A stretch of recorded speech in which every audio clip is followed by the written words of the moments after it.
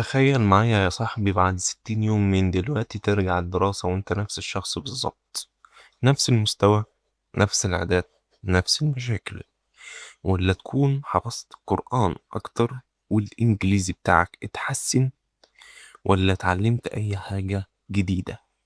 بس الحقيقة 60 يوم كفاية يغيروا حياتك لو استغلتهم صح. الأجازة دي حوالي شهرين، في ناس هتقضيهم نوم وسوشيال ميديا، وفي ناس هتدخل السنة الجديدة وهي متطورة عن أي وقت فات. وأتمنى إن أنت تكون واحد منهم. أول حاجة وأهم حاجة علاقتك بربنا. خلي الأجازة دي بداية جديدة. حافظ على الصلوات في وقتها، ولو تقدر تصلي في المسجد يبقى ممتاز.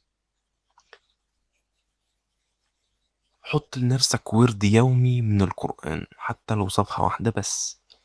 ولو قدرت تزود النوافل أو تصوم بعض الأيام يبقى شيء جميل جدا. بعد كده اتعلم حاجة جديدة، لغة، مونتاج، تصميم، برمجة، ماركتينج، أو أي مهارة أنت بتحبها.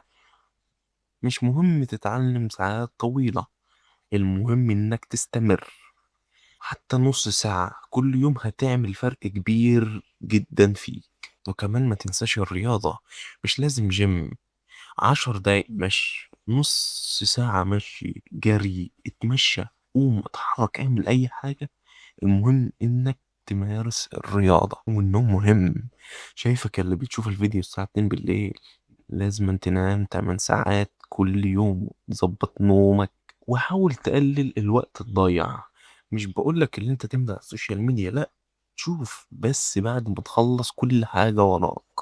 اخرك قوي 20 دقيقة، و20 دقيقة دول تشوف فيهم الحاجات المهمة، مش تشوف فيهم حاجات هلس زي اللي احنا بنشوفها الأيام المؤخرة دي. والمفاجأة، هعمل كام بعد قناة الواتس، هنشجع بعض ونحاسب بعض على أهدافنا خلال ال60 يوم الجايين. هتلاقي الرابط في الوصف.